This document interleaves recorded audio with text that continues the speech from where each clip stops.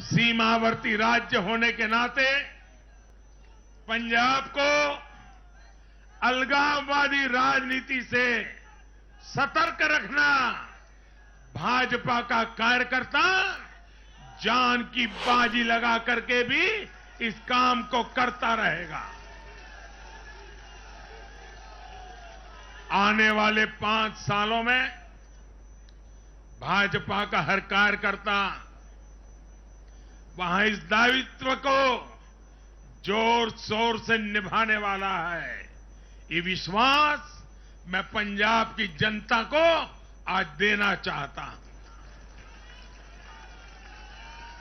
साथियों, ये चुनाव ऐसे समय में हुए हैं जब दुनिया 100 साल के सबसे बड़े कोरोना जैसी महामारी के संकट से लड़ रही है। पूरी मानव जात, पूरा विश्व 100 साल में ऐसी बीमारी नहीं देखी, ऐसी मुसीबत से लड़ना नहीं पड़ा है। ये जैसे कुछ कम था तो युद्ध ने भी विश्व की चिंताएं बढ़ाई हैं। इन परिस्थितियों में दुनिया भर की सप्लाई चेन छिन्न भिन्न हो गई है।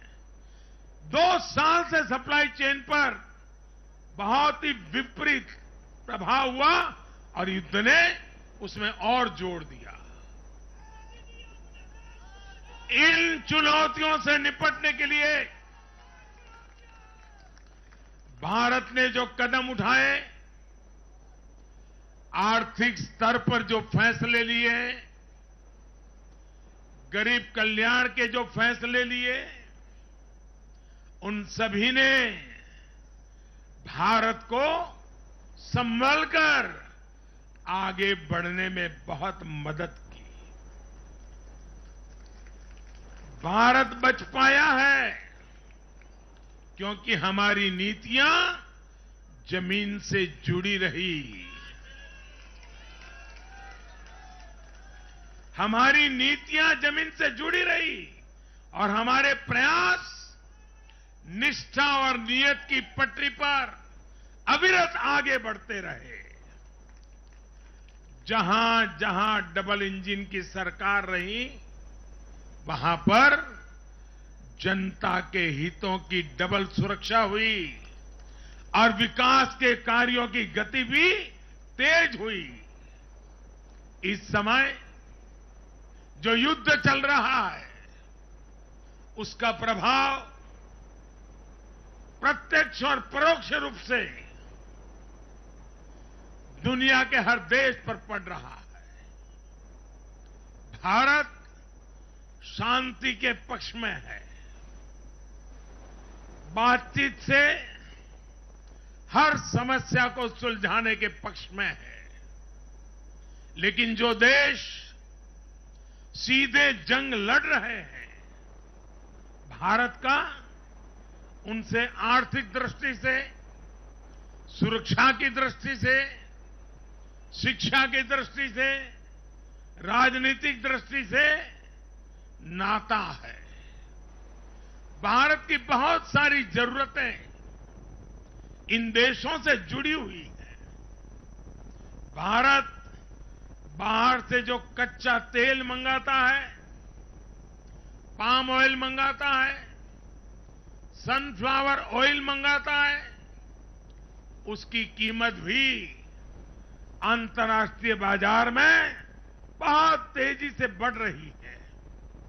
कोयला हो, गैस हो, फर्टिलाइजर हो, सभी की कीमतों में पूरी दुनिया में कल्पना बाहर का उछाल आ रहा है। युद्ध के कारण पूरी दुनिया में महंगाई बढ़ रही है। विकासशील देशों को विशेष रूप से कठिनाई का सामना करना पड़ रहा है। साथियों, इस वैश्विक संदर्भ में इन कठिनाइयों के बीच इस बार के बजट पर नजर डालें तो एक विश्वास पैदा होता है। देश आत्मनिर्भर भारत अभियान के मार्ग पर आगे बढ़ रहा है।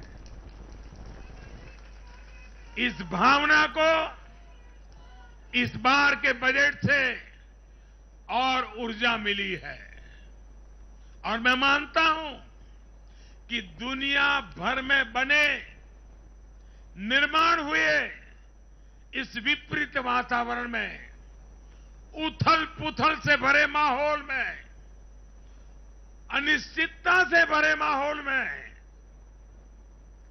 भारत की जनता ने विशेष करके उत्तर प्रदेश जैसे राज्यों ने अपनी दूरदृष्टि का परिचय दिया है। भारत के मतदाताओं ने जिस तरह इन चुनावों में स्थिर सरकारों के लिए वोट दिया, वो इस बात का प्रतिबिंब है कि लोकतंत्र भारतीयों की रगों में है।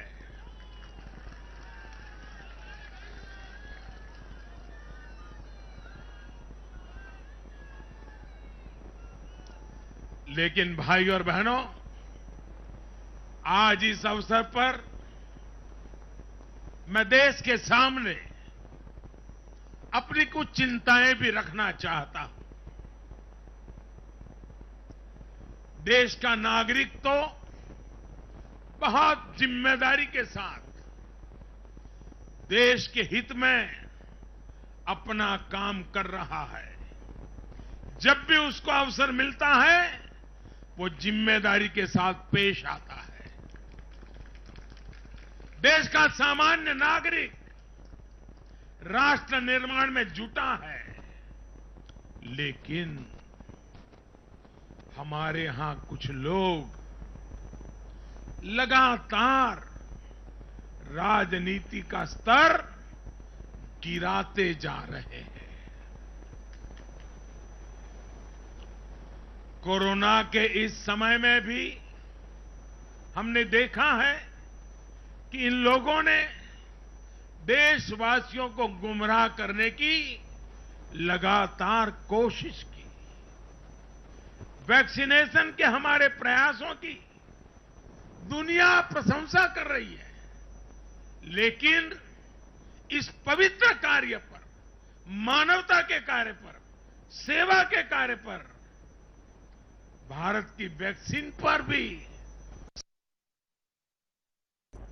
दुर्भाग्य की बात है, जब यूक्रेन में हजारों भारतीय विद्यार्थी, हमारे छात्र, हमारे नागरिक फंसे हुए थे, तब भी देश का मनोबल तोड़ने की बातें हो रही थी। जो वहां फंसे थे उनके परिवारों की चिंता बढ़ाने का काम हो रहा था। ये लोग उन बच्चों में असुरक्षा की भावना बढ़ा रहे थे, यहां उनके परिवार वालों की चिंता बढ़ा रहे थे। इतना ही नहीं, इन लोगों ने ऑपरेशन गंगा को भी प्रदेशवाद की बेड़ियों में बांधने की कोशिश की।